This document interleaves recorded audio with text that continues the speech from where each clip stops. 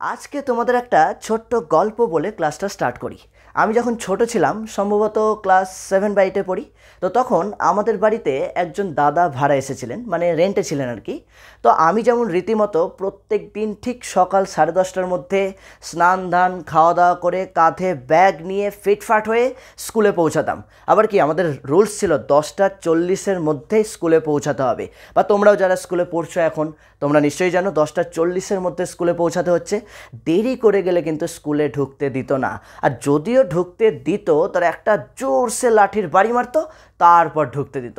মানে কি নির্দিষ্ট টাইমের মধ্যে আমাকে কিন্তু বিদ্যালয়ে ঢুকতে হতো, তাই না? আবার কি বাড়ি আসতাম, বাড়ি এসে আবার টাইম মতো কাঁধে ব্যাগ নিয়ে টিউশন যেতাম, টিউশন থেকে বাড়ি ফিরে আবার একটু খাওয়া দাওয়া করে পড়তে বসতাম। আবার একটা সময় মতো সময় অন্তর আমরা পরীক্ষা দিতাম, পরীক্ষা দিয়ে কিন্তু আমরা রেজাল্ট পেতাম, রেজাল্ট পেয়ে তো দারুণ রেজাল্ট হলো, তো সেই আনন্দ। তারপর আবার পরের ক্লাসে এইভাবে আমরা প্রত্যেকে স্কুল লাইফে পড়াশোনা করেছি, বা তোমরা এখন যারা করছো। কিন্তু আমার বাড়িতে যে দাদাটা ভাড়া এসেছিলেন, তো সেই দাদাকে আমি কি দেখতাম, সেই দাদার ঘরে গেলে আমি দেখতাম দাদা কিন্তু রীতিমতো পড়াশোনা করছে, খাতা বই সবই আছে। কিন্তু আমি দাদাকে কিন্তু কোনো দিনও স্কুল যেতে দেখিনি। আমি না একটু অবাক হয়ে যেতাম, কী ব্যাপার, আমি রীতিমতো স্কুল যাচ্ছি, দাদাটা তো স্কুল যায় না। দাদাকে আমি কোনোদিনও টিউশনও যেতে দেখিনি। আমি একদিন জিজ্ঞেস করেছিলাম কি কী ব্যাপার দাদা, তুমি স্কুল যাও না? তো দাদাটা একটা জাস্ট মুচকি হেসেছিল, মানে আমাকে উত্তর দেয়নি খুব একটা, মানে জাস্ট মুচকি হেসেছিল। তো জাস্ট আমাকে হেসে পিঠে একটা হাত বুলিয়ে দিয়েছিল। তো আমি না প্রচণ্ড অবাক হয়ে গেছিলাম যে কী ব্যাপার, আমি স্কুল যাচ্ছি, পড়াশোনা করছি, পরীক্ষা দিচ্ছি, দাদাটাও দেখছি কোনোদিনও স্কুল গেল না, কোনোদিনও টিউশন গেল না। আবার একটা সময় অন্তর আমি দেখলাম যে আমার মাকে এসে প্রণাম করলো, প্রণাম করে বললো যে কাকিমা আমার পরীক্ষা আছে, আমি আসছি। না অবাক কাণ্ড না? মানে আমি স্কুল গেলাম, টিউশন গেলাম, ঘাম ঝরালাম, সেই রোদ কি বৃষ্টি কি, দাদাটা বাড়িতে বসেই পড়াশোনা করে বলছে পরীক্ষা দিতে যাচ্ছি। এটা কেমন অবাক করা বিষয় না? আমি না তখন বুঝতাম না যে ব্যাপারটা কি, মানে কোনো কি কিছু রহস্য আছে এর মধ্যে, না দাদাকে সাসপেন্ড করে দিয়েছে মানে স্কুল থেকে, এরকম ভাবতাম আমি। তো তখন তো জাস্ট বুঝিনি। পরে আরও বলি আমি তোমাদের, এই যে আমরা ধরো বিভিন্ন ক্রিকেট গ্রাউন্ডে থাকি, মাঠে ঘাটে খেলাই, বিভিন্ন জায়গা থেকে আমরা যে বিভিন্ন শিক্ষণীয় বিষয়গুলো শিখি। যেমন ধরো আমি যদি বলি তোমাদেরকে যে ইডেন গার্ডেনে খেলা হচ্ছে, ইডেন গার্ডেনে আইপিএল চলছে। তো ইডেন গার্ডেনে আইপিএল যখন চলছে, দেখা গেলো রয়্যাল চ্যালেঞ্জার্স ব্যাঙ্গালুরুর সাথে চেন্নাই সুপার কিংসের খেলা চলছে, আরসিবির সাথে সিএসকে। মহেন্দ্র সিং ধোনি ব্যাটিংয়ে নেমেছে, সেই ক্রাউড সবাই চিৎকার করছে ধোনি ধোনি। গ্যালারিতে বসে আমি খেলা দেখলাম মহেন্দ্র সিং ধোনি এম করে একটা হেলিকপ্টার শট মারলো। আমি কিন্তু সেই হেলিকপ্টার শটটা দেখে শিখলাম, এবং বাড়িতে এসে আমি কিন্তু এইভাবে প্র্যাকটিস করি, এম করে একটা প্র্যাকটিস করি যে হেলিকপ্টার শটটা মারা যায় কিনা। বা আমি যখন দেখছি আরসিবি ব্যাটিং করছে, তখন দেখছি বিরাট কোহলি একটা কভার ড্রাইভ দিল। একটা কভার ড্রাইভ যে মারছে, এই কভার ড্রাইভ মেরেই হয়তো 4 করে দিল। এই যে আমি যে শিখছি, বা আমি সিনেমা হলে গেছি, শাহরুখ খানের সিনেমা দেখছি, Shahrukh Khan I love you, এই যে শাহরুখ খান কী করে প্রপোজ করছে জাস্ট এইভাবে, এই জিনিসগুলো কিন্তু আমি শিখছি, তাই না? এই জিনিসগুলো আমি শিখছি। শুধু তাই না, আমি বিভিন্ন নিউজ পেপার থেকেও শিখছি, নিউজ পেপারে বিভিন্ন ধরনের খবর প্রকাশিত হচ্ছে, নিউজ চ্যানেল থেকে শিখছি, পরিবেশ পরিস্থিতি থেকে শিখছি। তার মানে দেখো সব জায়গা থেকেই কিন্তু আমরা শিখছি। এবার আমার কাছে একটা প্রশ্ন, যে এই যে আমরা বিভিন্ন জায়গা থেকে, বিভিন্ন পরিবেশ পরিস্থিতি থেকে আমরা যে শিখছি, তার মানে সব শিক্ষা তার মানে একরকম নয়, তাই না? এবার তুমি বুঝতে পারছো তো, সব শিক্ষা কিন্তু তার মানে একরকম নয়। শিক্ষা অনেকটা বহুরূপীর মতো, তাই না? ছদ্মবেশ, শিক্ষার অনেকটা ছদ্মবেশ সাজ আছে। ঠিক আমাদের আজকের টপিকের আলোচনা কিন্তু এইটা নিয়েই। এই যে যেমন আমি রীতিমতো বা তুমি রীতিমতো কাঁধে ব্যাগ নিয়ে টাইম মতো স্কুলে পৌঁছাচ্ছ, সময় মতো পরীক্ষা দিচ্ছ, তারপরে আবার রেজাল্টও পাচ্ছ, তারপর আবার পরবর্তী ক্লাসে উত্তীর্ণ হচ্ছ।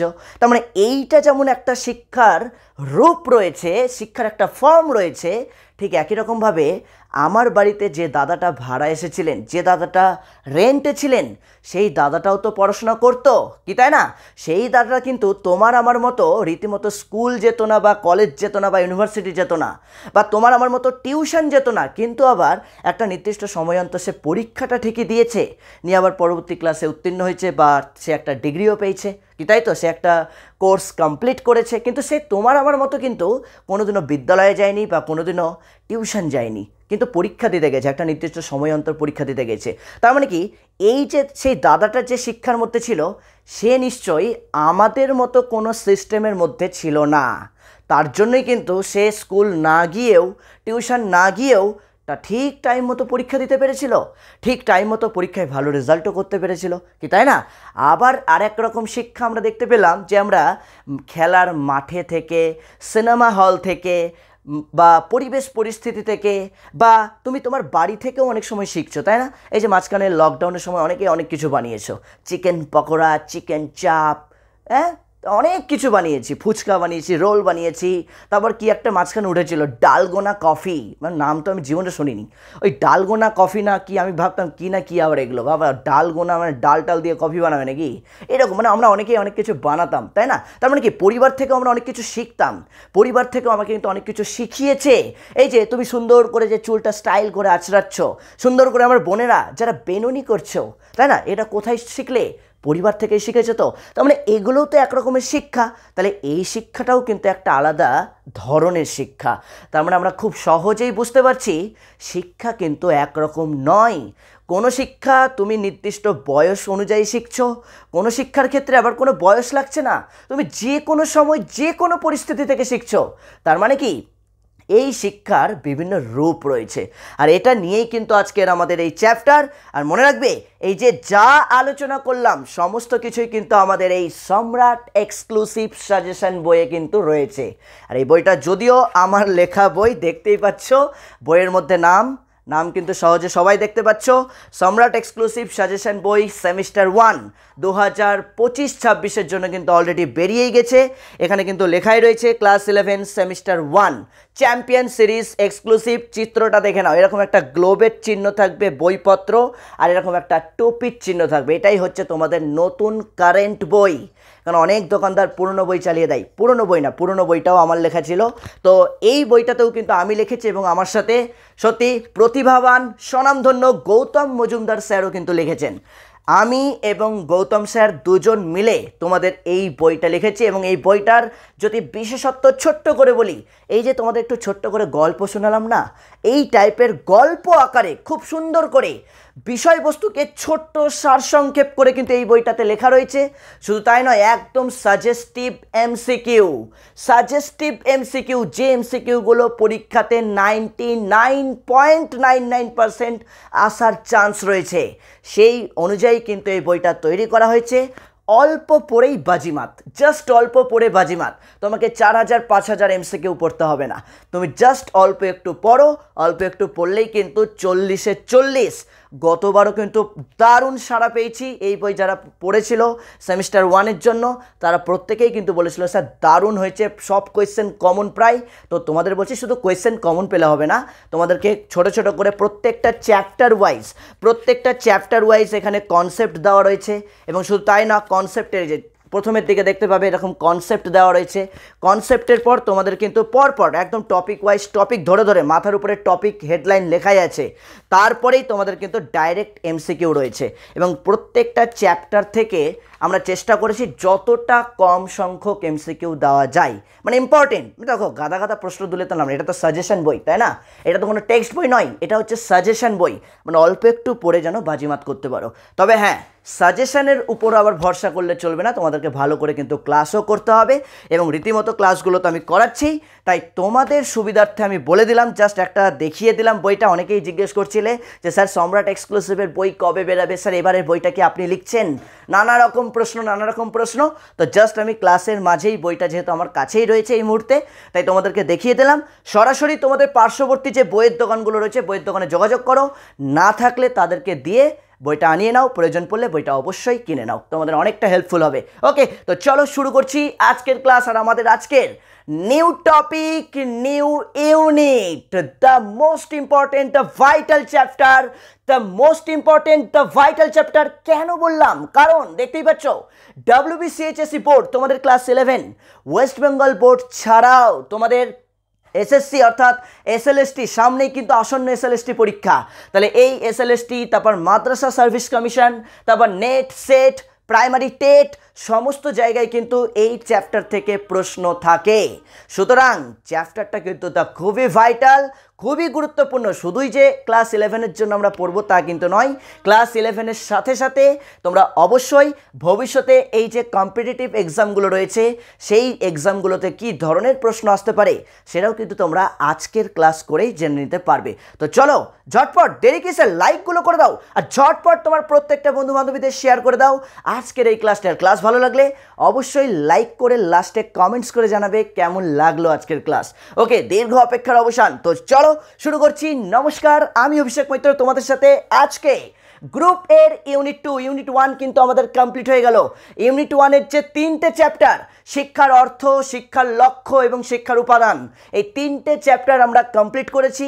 3টে চ্যাপ্টার থেকে আমরা অলরেডি পরীক্ষাও নিয়েছি। এমসিকিউ প্যাটার্নে পরীক্ষা হয়েছে, ওএমআরে পরীক্ষা হয়েছে এবং তোমরা প্রত্যেকেই পরীক্ষায় অংশগ্রহণ করেছিলে যারা গ্রুপে ছিলে, কি তাই তো? যারা গ্রুপে ছিলে নিশ্চয়ই সব রকম সুযোগ সুবিধা পেয়েছো, ভিডিও ক্লাস পেয়েছো, ডাউট ক্লিয়ারিং ক্লাস পেয়েছো, মক টেস্টের প্রশ্নপত্র পেয়েছো, মক টেস্ট দিতে পেরেছো। এই টপিকগুলো থেকে প্রিভিয়াস সালে যা যা এমসিকিউ এসছে, লাস্ট 10 বছরে যা যা এমসিকিউ এসছে সবগুলো কিন্তু আমি এক জায়গায় করে তোমাদেরকে পিডিএফ আকারে দিয়েছি। সবাই সব কিছু পেয়ে গেছো? তো খেলা তো এখনো শেষ হয়নি, খেলা তো চলছে। তাহলে আজকে কিন্তু আবার একটা নতুন ম্যাচ আমাদের, আর এই নতুন ম্যাচেও কিন্তু আমাদের প্রত্যেককে উইনার হতে হবে মাথায় রেখে। তাহলে আমরা শুরু করছি আজকে গ্রুপ এর ইউনিট 2। ইউনিট 2 এর নাম কি? শিক্ষার রূপ ও সংস্থা। শিক্ষার রূপ ও সংস্থা।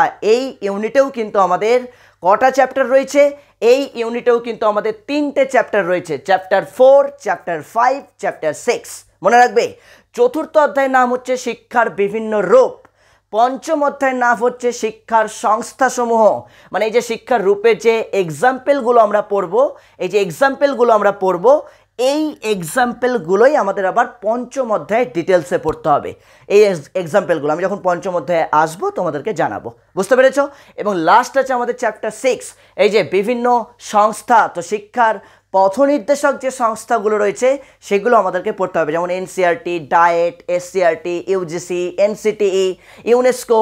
এই পার্টগুলো আমাদের পড়তে হবে এবং আমি তোমাদেরকে খুব সুন্দর করে চক আউট করে করাবো। যে চক আউট কিন্তু কোনো বইয়ে তুমি পাবে না, যে চক আউট তুমি কোনো বইয়ে পাবে না। শুধুমাত্র আমি যেভাবে বোর্ডে দেখিয়ে দেবো ঠিক সেইভাবে যদি চক আউটটা করতে পারো, অল্প একটু পড়লেই একদম খেলা ঘুরে যাবে। যে সব থেকে দুর্বল ভাবো নিজেকে সেও কিন্তু পারবে, আমি গ্যারেন্টি দিচ্ছি, আমি গ্যারেন্টি দিচ্ছি। জাস্ট এক ঝলক দেখলেই ক্লাসগুলো পেরে যাবে। ওকে, তো চলো সময় নষ্ট করছি না, তো আজকে শুরু করছি আমরা শিক্ষার রূপ ও সংস্থা এই ইউনিট থেকে আমাদের চতুর্থ অধ্যায়। দেখতেই পাচ্ছ চতুর্থ অধ্যায় কি আছে? শিক্ষার বিভিন্ন রূপ। ভালো করে নোটিস করো, শিক্ষার বিভিন্ন রূপ। তো শিক্ষার বিভিন্ন রূপ আমি একটু আগে উদাহরণ দিয়ে ওই জন্য শুরু করেছিলাম। তো শিক্ষার বিভিন্ন রূপের মধ্যে আমরা 3টে রূপের কথা কিন্তু আমাদের সিলেবাসে পাই। 3টে রূপ কি কি রয়েছে? সেই 3টে রূপ, শিক্ষার অন্যতম একটা প্রধান রূপ হচ্ছে নিয়ন্ত্রিত শিক্ষা, যেটাকে আমরা ইংরেজিতে বলি ফর্মাল এডুকেশন। দেখো লিখেই দিয়েছি, ইংলিশ বাংলা দুটোই লিখে দিয়েছি, কারণ ইংলিশ ভার্সনে যারা ক্লাস করছো তাদেরও যাতে সুবিধা হয়। তাহলে নিয়ন্ত্রিত শিক্ষা বা ফর্মাল এডুকেশন। দেন আমাদের আরেকটা রূপ রয়েছে, দ্বিতীয় রূপ, সেটা হচ্ছে অপ্রথাগত শিক্ষা বা নন ফর্মাল এডুকেশন। অপ্রথাগত শিক্ষা বা নন ফর্মাল এডুকেশন। দেন আমাদের লাস্ট তৃতীয় গ্রুপ। তো তৃতীয় রূপ যেটা রয়েছে সেটা হচ্ছে অনিয়ন্ত্রিত শিক্ষা বা ইনফর্মাল এডুকেশন। মনে রাখবে তাহলে কি কি বললাম? নিয়ন্ত্রিত, অপ্রথাগত আর অনিয়ন্ত্রিত। এই দেখো এবার বলে রাখি, এইটা কিন্তু সবাই বুঝে যায়, এটা বুঝতে কোনো সমস্যাই হয় না। এটাও আর এটাও দুটোই বুঝে যায়, কিন্তু এই অপ্রথাগত আর অনিয়ন্ত্রিত এই দুটার মধ্যে কিন্তু কোথাও একটা গুলিয়ে দেয়, কোথাও একটা গুলিয়ে দেয়। তো আশা করব আজকের ক্লাসটা যারা মনোযোগ দিয়ে করবে, ক্লাস করতে করতে যে রিপ্লাই দিতে যাবে না অন্য কাউকে, বাবু খেয়েছো? হ্যাঁ আমি খেয়েছি বাবু। বাবু ঘুমিয়েছো? বাবু পেট ব্যথা করছে? এই যে রিপ্লাই যদি কেউ দিতে যাও, গ্যারেন্টি তুমিও ভুল করবে, গ্যারেন্টি তুমি ভুল করবে। তো তুমি যদি আমার প্রত্যেকটা কথা মনোযোগ দিয়ে শুনে আজকে এই ক্লাসটা করো, অন্য কোনো দিকে মনোযোগ না দাও, ইয়েস ইউ তোমাকে বলছি, তুমি বেশি চঞ্চল, তুমি এই যে এদিক ওদিক তাকাচ্ছ, না না না না এদিক ওদিক তাকাবে না, তোমাকেই বলছি। তার মানে কি বললাম? তুমি যদি আমার প্রত্যেকটা কথা মনোযোগ দিয়ে শোনো তাহলে কিন্তু আমি গ্যারেন্টি দিচ্ছি এখান থেকে তোমাকে যাই প্রশ্ন করব তুমি প্রত্যেকটা প্রশ্নের উত্তর দিতে পারবে, এটা আমি গ্যারেন্টি দিচ্ছি। কারণ ক্লাস শেষ করে আমি কিন্তু তোমাদের 4-5টা কোয়েশ্চেন জিজ্ঞেস করব যে তোমরা পারছো কিনা, এবং কোয়েশ্চেনগুলো কিন্তু যথেষ্ট টাফ, টাফ কোয়েশ্চেনের উত্তর যদি তুমি দিয়ে দিতে পারো তাহলে ভাববা তুমি বুঝে গেছো। আজকের ক্লাস থেকে কোনো সমস্যা থাকবে না এবং এখান থেকে যাই প্রশ্ন আসুক না কেন তুমি গ্যারেন্টি পাবে, তুমি গ্যারেন্টি পারবে, আমি বলছি গ্যারেন্টি পারবে, কারোর ক্ষমতা নেই তোমাকে আটকানোর। তো চলো একটা একটা করে শুরু করি। তাহলে চলো প্রথমেই আমরা যেটা আলোচনা করব সেটা হচ্ছে নিয়ন্ত্রিত শিক্ষা বা আমরা বলতে পারি ফর্মাল এডুকেশন। তো আমরা কি পড়ব? এই যে নিয়ন্ত্রিত, অপ্রথাগত এবং অনিয়ন্ত্রিত, এই তিনটে পার্ট থেকেই আমাদের মোট 5টা বিষয় পড়তে হবে। ভালো করে শুনে নাও, নিয়ন্ত্রিত, অপ্রথাগত এবং অনিয়ন্ত্রিত এই তিনটে পার্ট থেকেই তুমি 5টা বিষয় পড়বে, আর কিচ্ছু পড়তে হবে না। মাত্র 5টা বিষয় পড়ো, তোমার খেলা ঘুরে যাবে। পরীক্ষা হলে গিয়ে দেখবে যে সব পারছো, পরীক্ষা হলে গিয়ে দেখবে মা সরস্বতী তোমার মধ্যে প্রবেশ করে গেছে, সব পারছো, চোখের সামনে সব কোয়েশ্চেন উত্তর কমন, সব কমন এরকম মনে হচ্ছে। তো কি কি প্রথমেই দেখো সেই 5টা বিষয় দেখো কি কি পড়বে।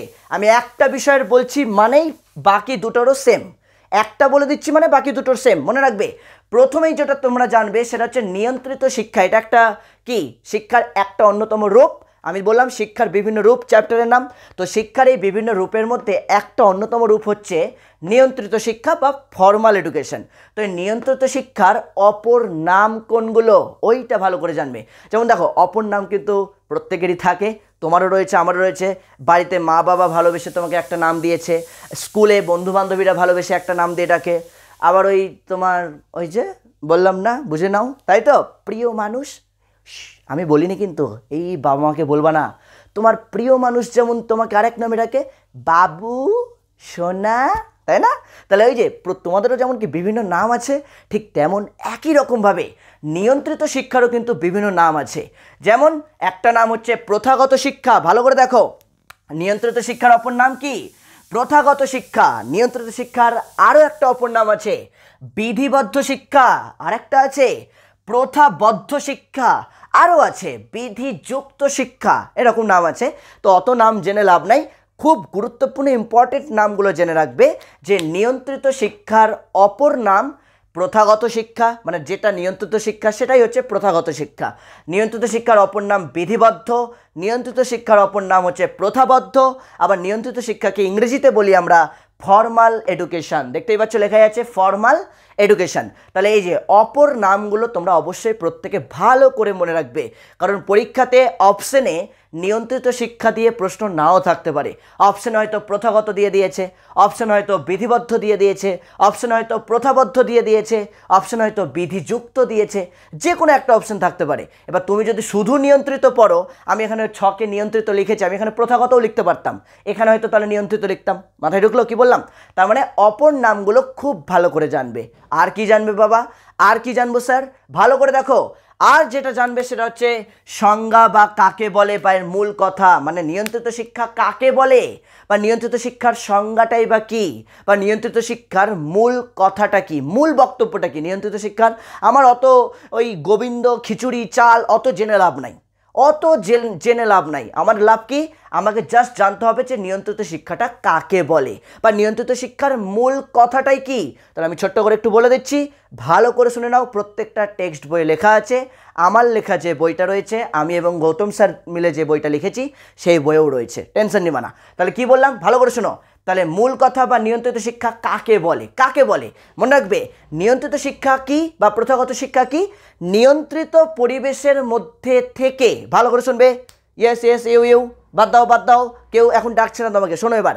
নিয়ন্ত্রিত পরিবেশের মধ্যে থেকে শিক্ষক শিক্ষার্থী, এই যে আমি শিক্ষক তুমি শিক্ষার্থী, শিক্ষক শিক্ষার্থী মুখোমুখি সংস্পর্শে এসে নির্দিষ্ট পাঠ্যক্রমকে অনুসরণ করে সরকার নির্ধারিত নির্দিষ্ট পরীক্ষায় বসে যে ডিগ্রি বা সার্টিফিকেট অর্জন করে তাই হলো নিয়ন্ত্রিত শিক্ষা বা প্রথাগত শিক্ষা।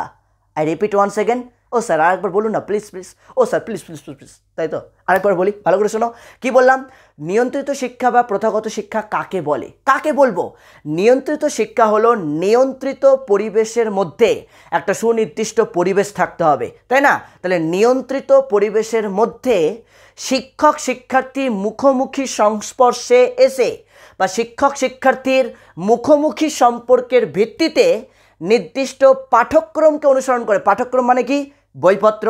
তাহলে নির্দিষ্ট পাঠ্যক্রমকে অনুসরণ করে সরকার নির্ধারিত নির্দিষ্ট সময় অন্তর একটি পরীক্ষায় বসে পরবর্তী ক্লাসে উত্তীর্ণ হওয়া বা একটা ডিগ্রি বা সার্টিফিকেট অর্জন করাকেই বলা হচ্ছে কি নিয়ন্ত্রিত শিক্ষা বা প্রথাগত শিক্ষা। মনে থাকবে তোমরা ফার্স্ট চ্যাপ্টারে পড়েছিলে, মনে আছে, সংকীর্ণ অর্থে শিক্ষা, ব্যাপক অর্থে শিক্ষা। তাহলে তোমরা একটু কমেন্টস করে জানাও তো ফার্স্ট চ্যাপ্টারের ক্লাস যারা করেছো, তাহলে এই যে নিয়ন্ত্রিত শিক্ষার সাথে মিল কার রয়েছে, সংকীর্ণ অর্থে শিক্ষা না ব্যাপক অর্থে শিক্ষা? বলবে, তোমরা বলবে, আমি বলবো না। ফার্স্ট চ্যাপ্টার শিক্ষার অর্থ বলে যে চ্যাপ্টারটা ছিল, সেই চ্যাপ্টারে আমি সংকীর্ণ অর্থে শিক্ষা বুঝিয়েছি, সেই চ্যাপ্টারে আমি ব্যাপক অর্থে শিক্ষাও বুঝিয়েছি। তাহলে তোমরাই বলো সংকীর্ণ অর্থে শিক্ষার সাথে এর মিল আছে না ব্যাপক অর্থে শিক্ষার সাথে এর মিল আছে? কোনটা মিল আছে তোমরা বলবে কমেন্টসে এক্ষুনি, প্রত্যেকেই বলো। তাহলে বুঝতে পেরেছো নিয়ন্ত্রিত শিক্ষা বা প্রথাগত শিক্ষা কাকে বলে? তাহলে এক কথায় আরেকবার বলে দিচ্ছি, নিয়ন্ত্রিত পরিবেশের মধ্যে থেকে শিক্ষক শিক্ষার্থীর মুখোমুখি সংস্পর্শের মাধ্যমে বা শিক্ষক শিক্ষার্থীর মুখোমুখি সংস্পর্শের ভিত্তিতে, মুখোমুখি সম্পর্কের ভিত্তিতে, যা ইচ্ছা লিখতে পারি, মুখোমুখি সংস্পর্শে এসে লিখতে পারি বা মুখোমুখি সম্পর্কের ভিত্তিতে লিখতে পারি, নির্দিষ্ট পাঠ্যক্রমকে অনুসরণ করে সরকার নির্ধারিত নির্দিষ্ট সময়ান্তর যে পরীক্ষার মধ্য দিয়ে শিক্ষার্থী পরবর্তী ক্লাসে উত্তীর্ণ হয় এবং নির্দিষ্ট সার্টিফিকেট বা ডিগ্রি অর্জন করতে পারে, সেই শিক্ষাটাকেই বলা হচ্ছে প্রথাগত বা নিয়ন্ত্রিত শিক্ষা। যে শিক্ষায় শিক্ষার্থীর একটা কঠোর নিয়ম শৃঙ্খলা রক্ষা করা যায়, যে শিক্ষা ব্যবস্থায় একটা কঠোর নিয়ম শৃঙ্খলা রক্ষা করা যায়, কঠোর নিয়ম রয়েছে, নির্দিষ্ট সময় অন্তর বিদ্যালয়ে প্রবেশ করতে হবে, নির্দিষ্ট সময়ব্যাপী তোমাকে পরীক্ষা দিতে হবে, নির্দিষ্ট সময় ধরে তোমাকে বিদ্যালয়ে থাকতে হবে, তারপরে বাড়ি যেতে পারবে, তাই না? একটা কঠোর নিয়ম রয়েছে। তাহলে যে শিক্ষা ব্যবস্থা কঠোর নিয়ম শৃঙ্খলা ভিত্তিক, যেখানে শিক্ষার্থীর নির্দিষ্ট বয়স সীমা রয়েছে, যে কোনো বয়সে শিক্ষার্থীকে শিক্ষায় সুযোগ দেওয়া যাবে না। এই যে এখন তোমরা ক্লাস 11-এ পড়ছো, তোমাদের প্রত্যেকের বয়স, ভালো করে শোনো, তোমাদের প্রত্যেকের বয়স কম বেশি 16, 17, 18-এর মধ্যে আছে, তাই না? ম্যাক্সিমাম বয়স হচ্ছে 17, প্রত্যেকেরই বয়স কম বেশি 17, কিন্তু যাদের একটু বয়স কম হতে পারে তারা হয়তো কেউ 17-তে পড়বে, এখন 16+ চলছে, 17-তে পড়বে, বা কারোর হয়তো 1 বছর, হয়তো কারোর যদি নষ্ট হয়ে থাকে কোনো কারণে, হয়তো পরীক্ষা দাওনি বা ফেল করেছিলে কোনো কারণে জুনিয়র ক্লাসে, সে তার বয়স কিন্তু এখন এই মুহূর্তে 17+ বা 18। তার মানে কি 16, 17, 18-এর মধ্যেই বা 17 বা 18-এর মধ্যেই তোমরা ক্লাস 11-এ পড়ছো। আমার বয়স এখন যা, আমার এই বয়সে আমি যদি তোমার স্কুল, তুমি যে স্কুলে পড়ছো, অবভিয়াসলি বয়েজ স্কুল, বোনেরা ভাবছে আসুন তো আমার স্কুলে, আসুন তো, না বয়েজ স্কুল, আমি ছেলে তো। তাহলে তুমি যে স্কুলে পড়ছো সেই স্কুলে যদি আমি গিয়ে তোমার HM-কে বলি, হেডমাস্টার বা হেডমিস্ট্রেসকে বলি যে স্যার বা ম্যাম আমি ভর্তি হব, আমি যতই দাড়ি মোচ কেটে হাফ প্যান্ট পরে চলে যাই, আমার ভর্তি হবে? আমাকে কি ভর্তি নিবে? কি মনে হয়? তোমার বিদ্যালয়ে কিন্তু আমাকে ভর্তি নেবে না, স্বাভাবিক বিষয়। কেন? আমি তোমার যে ক্লাস 11-এ পড়ার যে বয়স, সেই বয়সটা কিন্তু আমি অলরেডি অতিক্রম করে ফেলেছি, ওই জন্য তোমার ক্লাসে আমাকে ভর্তি নেবে না। আমাকে বলে পাগল হয়ে গেছো? হ্যাঁ, এত বুড়া একটা ধামড়া ছেলে আর তুমি চলে এসছো স্কুলে ভর্তি হতে? কেন? আমার আধার কার্ডে প্রমাণ আছে তো, আধার কার্ডে আমার বয়সের প্রমাণ আছে তো। তার মানে কি, যে শিক্ষা ব্যবস্থা নির্দিষ্ট বয়স সীমা ভিত্তিক, যে শিক্ষায় কঠোর নিয়ম শৃঙ্খলা রয়েছে, যে শিক্ষা নির্দিষ্ট পাঠ্যক্রম ভিত্তিক, মানে নির্দিষ্ট পাঠ্যক্রম অনুসরণ করা হয়, যে শিক্ষা ব্যবস্থা নির্দিষ্ট সময় অন্তর সরকার নির্ধারিত পরীক্ষা নেওয়া হয়, যে শিক্ষা পরীক্ষার মধ্য দিয়ে স্টুডেন্টদের, ছাত্রছাত্রীদের সার্টিফিকেট বা ডিগ্রি অর্জন করা হয়, যে শিক্ষায় সার্টিফিকেট বা ডিগ্রি অর্জনের মধ্য দিয়ে শিক্ষার্থীকে পরবর্তী ক্লাসে উত্তীর্ণ করা হয়, সেই শিক্ষাটাকেই বলা হচ্ছে কি নিয়ন্ত্রিত বা প্রথাগত শিক্ষা বা বিধিবদ্ধ শিক্ষা বা প্রথাবদ্ধ শিক্ষা বা বিধিযুক্ত শিক্ষা। বাঁচলাম। মাথায় ঢুকলো কি বললাম? একদম এক নিঃশ্বাসে গল্প শেষ। মাথায় ঢুকেছে কি বললাম? তাহলে কাকে নিয়ন্ত্রিত শিক্ষা বলে বা কাকে প্রথাগত শিক্ষা বলে? আর একটু আগে যারা কমেন্টস দিয়েছে একদম ভেরি গুড, প্রত্যেকেই ঠিকঠাক উত্তর দিয়েছ। সেটা প্রথাগত শিক্ষা। আমরা ক্লাস 11-এর ফার্স্ট চ্যাপ্টার, মানে যেটা ফার্স্ট চ্যাপ্টার ছিল, সেখানে আমরা সংকীর্ণ অর্থে পড়েছিলাম, তাই না? সংকীর্ণ অর্থে পাঠ্যক্রম ভিত্তিক শিক্ষা, যেখানে নির্দিষ্ট সময়ন্ত শিক্ষক শিক্ষার্থীর মুখোমুখি সম্পর্কের ভিত্তিতে যে শিক্ষাটা গ্রহণ করা হয়, সেটাই হচ্ছে সংকীর্ণ অর্থে শিক্ষা। ঠিক একই গল্প আমরা পড়ছি হচ্ছে নিয়ন্ত্রিত শিক্ষায়। মনে থাকবে? তাহলে নিয়ন্ত্রিত শিক্ষার মূল কথা কি? একদম সহজ কথায় মনে রাখবে, ডিগ্রি বা সার্টিফিকেট অর্জন করা। নিয়ন্ত্রিত শিক্ষার মূল কথা কি? ডিগ্রি বা সার্টিফিকেট অর্জন করা। আমি এই জন্য এক লাইনে ছোট্ট করে লিখে দিয়েছি, কারণ এই লাইনটা দিয়ে প্রশ্ন আসে পরীক্ষাতে। মনে রাখবে, নিয়ন্ত্রিত শিক্ষার মূল কথা হচ্ছে ডিগ্রি বা সার্টিফিকেট অর্জন করা। ডিগ্রি বা সার্টিফিকেট অর্জন করার মধ্য দিয়ে নিয়ন্ত্রিত শিক্ষায় শিক্ষার্থীরা অংশগ্রহণ করতে পারে। তাই তো, তুমি ডিগ্রি বা সার্টিফিকেট অর্জন করতে না পারলে তুমি এই শিক্ষা ব্যবস্থায় আসবে কেন? তাহলে এই শিক্ষার মূল কথাটাই হচ্ছে ডিগ্রি বা সার্টিফিকেট অর্জন করা, যেখানে তোমার একটা সমাজের স্বীকৃতি পাওয়া যায়, সামাজিক সম্মান পাওয়া যায়। এই যে যতজন ক্লাস 11-এ এই মুহূর্তে রয়েছো, প্রত্যেকেই, আমি যদি তোমাকে বলি তোমার কি প্রমাণ আছে তুমি ক্লাস 11-এ পড়ো, কি প্রমাণ আছে ক্লাস 11-এ পড়ো, তুমি কি করবে? টুক করে মাধ্যমিকের মার্কশিটটা বা মাধ্যমিকের অ্যাডমিটটা বা মাধ্যমিকের রেজাল্টের ছবিটা আমাকে পাঠিয়ে দেবে, তাই না? তাহলে আমি ওটা চেক করে দেখব। তার মানে কি এইটার দ্বারা কি হচ্ছে? ডিগ্রি বা সার্টিফিকেট, এই সার্টিফিকেট বা তোমার মাধ্যমিক ডিগ্রি প্রত্যেকের নামের পাশে এখন লেখা আছে এমপি কোয়ালিফাইড, মাধ্যমিক পাস, তাই তো? বা এমপি লেখা আছে, এমপি মানে কি? মাধ্যমিক পাস। তাহলে এই যে ম্যাট্রিক পাস, তাহলে তোমাদের এখন যে পজিশনে রয়েছে সেই অনুযায়ী তোমাদের প্রত্যেকের যে ডিগ্রিটা রয়েছে সেটা হচ্ছে মাধ্যমিক পাস। আমার যে ডিগ্রিটা রয়েছে কি? আমি মাধ্যমিক পাস করেছি, উচ্চ মাধ্যমিক পাস করেছি, গ্র্যাজুয়েট হয়েছি, মাস্টার ডিগ্রি কোয়ালিফাই করেছি, তাই তো? এইভাবে পরপর যেমন আমি ডিগ্রি অর্জন করেছি, ঠিক তোমাদেরও কিন্তু পরপর একটা নির্দিষ্ট সময় পর্যন্ত তুমি ডিগ্রি অর্জন করতে পারবে। আর এই ডিগ্রি অর্জন করার শিক্ষাটাই হচ্ছে নিয়ন্ত্রিত বা প্রথাগত শিক্ষা। ক্লিয়ার? তাহলে প্রথমেই অপর নাম জানবে, তারপরে কাকে বলে বা এর মূল কথা বা সংজ্ঞাটা পড়বে। সংজ্ঞা অনেক শিক্ষাবিদ অনেক কথাই বলেছেন, সেটা তোমরা একটু টেক্সট বই থেকে দেখে নেবে, আমি এখানে আর বলছি না, আমি জাস্ট মূল কনসেপ্টটা দিচ্ছি। এরপর চলে আসছি মূল বৈশিষ্ট্য। মনে রাখবে, নিয়ন্ত্রিত শিক্ষার মূল বৈশিষ্ট্যগুলো খুব ভালো করে পড়বে। নিয়ন্ত্রিত শিক্ষার মূল বৈশিষ্ট্যগুলো খুব ভালো করে পড়বে। আমি যদি ছোট্ট করে বলে দিই, নিয়ন্ত্রিত শিক্ষার মূল বৈশিষ্ট্য কি? মনে রাখবে, নিয়ন্ত্রিত শিক্ষার একটা অন্যতম বৈশিষ্ট্য হচ্ছে নির্দিষ্ট লক্ষ্য অনুযায়ী পরিচালিত হয়, তাই না? এই শিক্ষার একটা নির্দিষ্ট লক্ষ্য রয়েছে, কারণ তোমার আমার প্রত্যেকের জীবনের যেমন একটা নির্দিষ্ট লক্ষ্য রয়েছে, আমরা সেই নির্দিষ্ট লক্ষ্য অনুযায়ী আমি পড়াশোনা করছি, তাই তো? তার মানে কি নিয়ন্ত্রিত শিক্ষা, যেহেতু এই শিক্ষা কঠোর নিয়ম শৃঙ্খলা ভিত্তিক, এই শিক্ষারও কিন্তু একটা নির্দিষ্ট লক্ষ্য রয়েছে। তাহলে আমরা আমাদের লক্ষ্যে পৌঁছানোর জন্য কি করছি? ডিগ্রি বা সার্টিফিকেট অর্জন করছি। তোমার কাছে ডিগ্রি বা সার্টিফিকেট না থাকলে তোমার তো কোনো প্রমাণ থাকলো না যে তুমি সত্যি শিক্ষিত কিনা, বা সত্যি তুমি এই স্তরে রয়েছো কিনা, বা সত্যি তুমি গ্র্যাজুয়েট কিনা, বা সত্যি তুমি মাধ্যমিক কোয়ালিফাইড কিনা, তাই না? তার মানে কি ডিগ্রি বা সার্টিফিকেটটাই হচ্ছে তোমার কাছে প্রমাণ। মাথায় ঢুকলো? যে কোনো চাকরি পরীক্ষায় বসতে গেলে তোমার এই ডিগ্রি বা সার্টিফিকেট দেখিয়েই কিন্তু তোমাকে বসতে হয়। ডিগ্রি সার্টিফিকেট না থাকলে কিন্তু তুমি পরীক্ষায় বসতে পারবে না, তাই তো? তার মানে এটা একটা প্রমাণ তোমার। তাহলে কি? নির্দিষ্ট লক্ষ্য অনুযায়ী পরিচালিত হচ্ছে। নির্দিষ্ট লক্ষ্য, নিয়ন্ত্রিত শিক্ষার একটা নির্দিষ্ট লক্ষ্য রয়েছে, যে শিক্ষার্থীকে কি করে তার লক্ষ্যে পৌঁছাতে সাহায্য করবে। তার মানে যেমন আমি বলতে পারি নির্দিষ্ট লক্ষ্য রয়েছে, ঠিক তেমন অল্টারনেটিভও বলা যায় এটা একটা উদ্দেশ্য ভিত্তিক শিক্ষা। উদ্দেশ্য ভিত্তিক নিয়ন্ত্রিত শিক্ষার একটা নির্দিষ্ট উদ্দেশ্য রয়েছে, নির্দিষ্ট উদ্দেশ্যকে কেন্দ্র করে এই শিক্ষাটা পরিচালিত হয়। তুমি কেন বিদ্যালয়ে পড়ছো? নিশ্চয় একটা উদ্দেশ্য রয়েছে। সার্টিফিকেট বা ডিগ্রি অর্জন করা হতে পারে, তারপর পারদর্শিতা হতে পারে, তুমি সঠিকভাবে শিক্ষায় শিক্ষিত হয়ে যাতে সমাজের বুকে দাঁড়াতে পারো, সমাজের বুকে যাতে তুমি একটা সম্মান অর্জন করতে পারো। তার মানে কি একটা নির্দিষ্ট উদ্দেশ্য রয়েছে, যেই উদ্দেশ্যের ভিত্তিতে বা নির্দিষ্ট একটা লক্ষ্য রয়েছে, যে লক্ষ্য বা উদ্দেশ্যের ভিত্তিতে শিক্ষার্থীদের শিক্ষা প্রদান করা হয়। শিক্ষার্থীদের শিক্ষা প্রদান করা হয়। তার মানে কি নির্দিষ্ট উদ্দেশ্য বা নির্দিষ্ট লক্ষ্য ভিত্তিক শিক্ষা।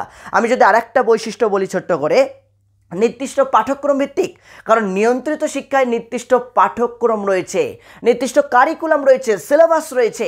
এই সিলেবাস বা কারিকুলাম যদি না থাকতো তাহলে নিয়ন্ত্রিত শিক্ষায় শিক্ষা দান করা যেত না, তাই না? এই যে তোমরা প্রত্যেকে যে নিয়ন্ত্রিত শিক্ষার মধ্যে রয়েছো, তুমি আমরা যে প্রত্যেকে নিয়ন্ত্রিত শিক্ষার মধ্যে রয়েছে, তার মানে কি আমাদের একটা নির্দিষ্ট সিলেবাস রয়েছে, নির্দিষ্ট একটা পাঠ্যক্রম রয়েছে।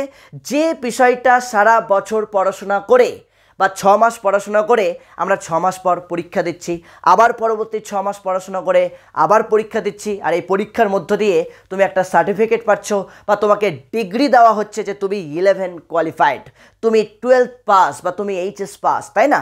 তার মানে প্রত্যেকে মনে রাখবে যে নিয়ন্ত্রিত শিক্ষা হচ্ছে একটা পাঠ্যক্রম ভিত্তিক শিক্ষা, যেখানে নির্দিষ্ট পাঠ্যক্রমের উপস্থিতি লক্ষ্য করা যায়। পাঠ্যক্রম ছাড়া এই শিক্ষা তো পরিচালনাই হবে না। আর পাঠ্যক্রম না থাকলে তুমি পরীক্ষায় বা দিবা কী করে? আর পরীক্ষায় যদি না দাও তুমি ডিগ্রি বা সার্টিফিকেট পাবাই বা কী করে? কারণ এই শিক্ষার মূল কথাটাই তো ডিগ্রি বা সার্টিফিকেট অর্জন। মাথা ঢুকলো? তাহলে নির্দিষ্ট পাঠ্যক্রমে উপস্থিতি লক্ষ্য করা যায়।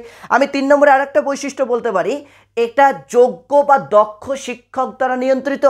তার মানে নিয়ন্ত্রিত শিক্ষায় যারা শিক্ষা প্রদান করেন তারা প্রত্যেকেই যোগ্য এবং দক্ষ শিক্ষক। তারা প্রত্যেকেই যোগ্য, কারণ তার মধ্যে যোগ্যতা রয়েছে বলেই উনি তোমাকে শিক্ষা প্রদান করছেন। এই যে আমি এই মুহূর্তে ক্লাস 11 স্টুডেন্টদের পড়াচ্ছি, আমি এই মুহূর্তে ক্লাস 11-12 ছাত্রছাত্রীদেরকে জ্ঞান প্রদান করছি, তো আমার মধ্যে যদি যোগ্যতা না থাকতো আমি কি তোমাদেরকে জ্ঞান প্রদান করতে পারতাম? আমার মধ্যে যদি শিক্ষকতার যোগ্যতা না থাকে, একাদশ ও দ্বাদশ শ্রেণীর ছাত্রছাত্রীদেরকে পড়ানোর যে শিক্ষাগত যোগ্যতা, মাস্টার্স কোয়ালিফাইড হতে হবে, ন্যূনতম যোগ্যতা হচ্ছে মাস্টার ডিগ্রি কোয়ালিফাইড হতে হবে। তাহলে এই যে মাস্টার ডিগ্রি কোয়ালিফাইড যদি আমি না হতাম, তাহলে আমি কি একাদশ ও দ্বাদশ শ্রেণীর ছাত্রছাত্রীদের পড়াতে পারতাম? আমি একাদশ ও দ্বাদশ শ্রেণীর ছাত্রছাত্রীদের এতটা সহজ সরল করে বোঝাতে পারতাম?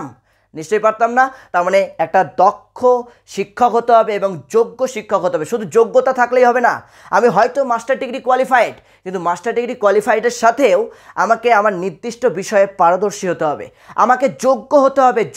যোগ্যতার সাথে সাথে এক্সপার্ট হতে হবে, দক্ষ হতে হবে।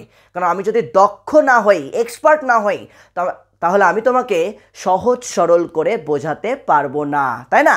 একটা বিষয়কে শুধু বই থেকে রিডিং পড়িয়ে দেবো, তো বই থেকে রিডিং পড়তো তুমিও তো পড়তে পারবে, তাহলে তুমি আমার কাছেই কেন পড়বে? নিশ্চয়ই আমাকে বইয়ে যা লেখা নেই সেটাকে আরও সহজ করে, আরও ডিটেলসে, আরও গভীরে ঢুকে তোমাকে প্রবেশ করতে হবে, তোমাকে আরও বেশি করে জ্ঞান প্রদান করতে হবে। তবেই না আমি একজন দক্ষ শিক্ষক, আমি একজন এক্সপার্ট শিক্ষক। মনে থাকবে কি বললাম?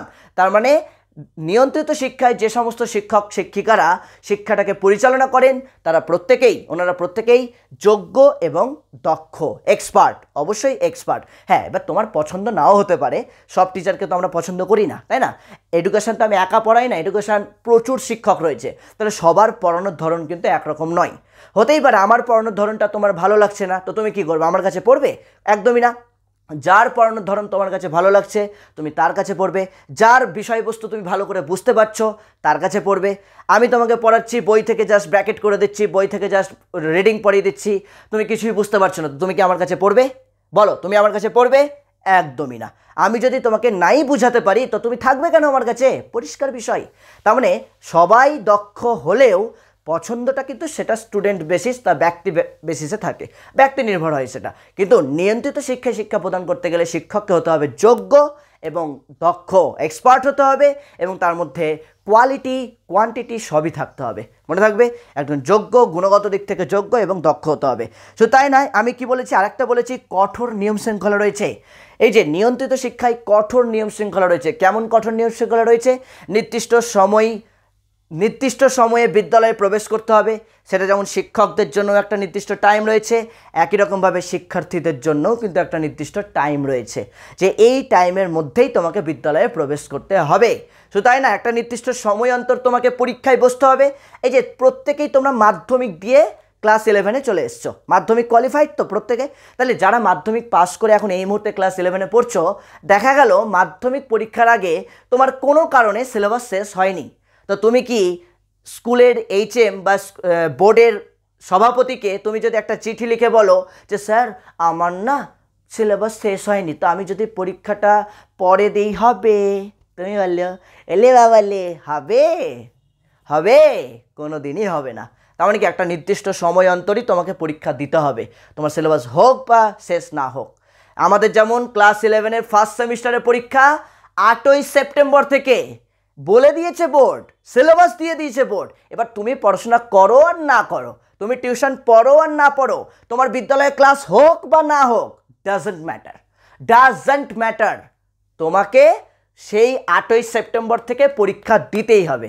না দিলে তোমাকে আবার পরের বছর দিতে হবে। তুমি যদি বলো না না না না 8ই সেপ্টেম্বর না, আমি না 8ই অক্টোবর থেকে পরীক্ষা দেবো, আর এক মাস আমাকে দিয়ে দিন স্যার, দেবে না, কোনো দিনই দেবে না। তার মানে কঠোর নিয়ম শৃঙ্খলা রয়েছে।